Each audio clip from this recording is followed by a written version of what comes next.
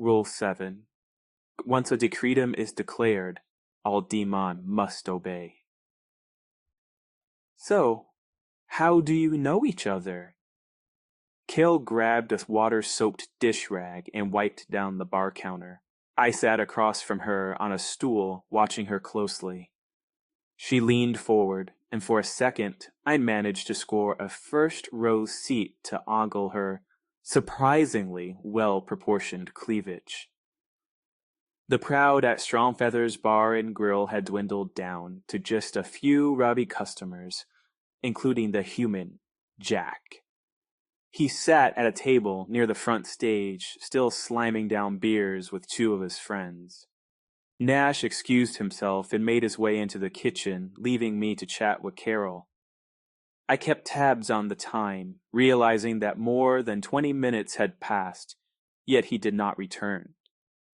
I started to suspect he might have gone feeding without me.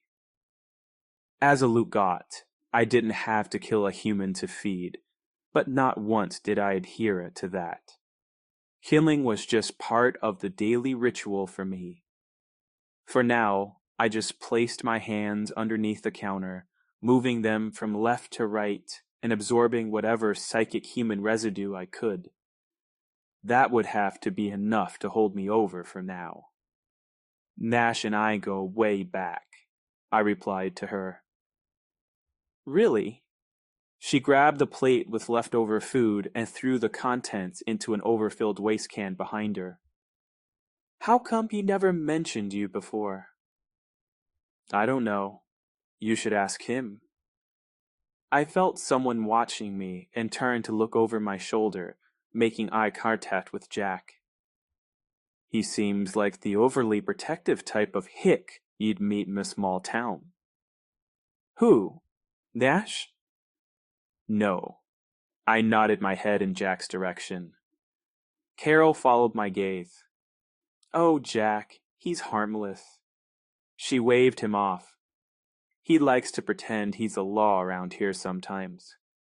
She placed both arms on the counter. He's a regular, likes to come in on the weekends and drinks until we close. Sometimes he drives me home. A real charmer, I said, while I continued to stare at him. So what if I want to take you home tonight? Carol laughed. I think I'll pass, but thank you anyway. I gently placed my hand on top of her forearm. Are you sure? Her smile faltered. Your hands are ice cold, sweetie. I ignored her comment just for a moment, deciding to read Jack's thoughts instead. His friendship with Carol was more than that. He'd actually taken a liking to her, and now grew jealous that her attention was fixed on me. Oh, don't worry, Jack. I'll make sure to have her home and tucked into bed before sunrise. Jack jumped onto his feet. What in the hell? He stood, looking dumbfounded. How in the hell did you do that? He pointed at me. I turned back to Carol, pleased at my brief moment of playtime. It's cold outside. I placed my hand over hers and again invaded Jack's mind. When I'm done with her, she'll be purring like a kitten. I heard Jack's heavy footsteps approaching before he spun me around by the shoulder. You some psychic or something? He eyed me. Yes, Jack. I stood. I'm a psychic or something. Hey now, boys, Carol spoke up. Calm down. Yeah, Jack, calm down. I grinned at him. You and me, outside, now. He moved in closer and bumped his muscular chest into mine. I had him just where I wanted him. Excuse me, I said to Carol. I'll be right back. I began walking to the door. The moment I left the bar with Jack close behind me, he slammed his hand into my back, forcing me to turn around. How did you speak in my mind like that? I played dumb. You're drunk. I didn't do anything. No, you did something back there. Jack, I really want to fight you, I said to him, but not right here. I don't want your friends to be ringside witnesses to your ass kicking. I walked down the street, but I didn't hear him following me. I turned around again. Scared? He came running at me, and I stood still, watching his muscles flex underneath his clothing. I heard his heartbeat increase as he raised his arm to swing. This time, Nash wasn't around to stop me from hurting him, and I loved every minute of it. I caught his fist in midair and squeezed as hard as I could. Did you honestly think you could take me? I spoke. No human can take me, not ever. I let him go and motioned for him to come at me again, but this time he hesitated. What's wrong, Jack? Afraid? I smiled. He looked up at me, and I could see his rage mounting. That's it, Jack. I stepped back. Unleash your anger. He swung again, and I avoided his attack easily. Again, Jack! Again! I rallied him on.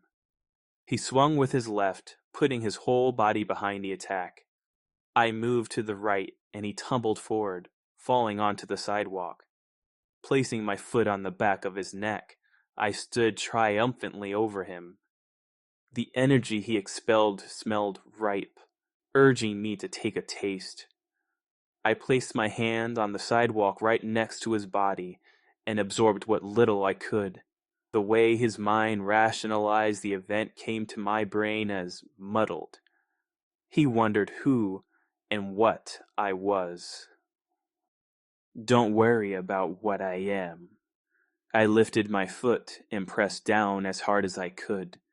Blood pooled from his mouth and ears onto the concrete. As I leaned forward to hear him choking on his own blood, I didn't pick up the scent of the human who crept up behind me. I turned around just in time to feel a sharp piece of wood entering my stomach. Immediately, excruciating pain gripped me, forcing me to my knees. I glared at the end of the wood protruding from my body and felt like I would explode any minute from the agony. Trying to concentrate, I squinted and looked up to see Carol standing over me. She balled her fist and struck me across the face. Usually, that wouldn't have hurt me, but after being penetrated by wood, I felt her blow.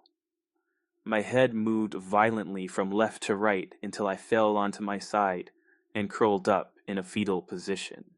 Shaking her head in a disgusted tone, she said only one word, Deamhan.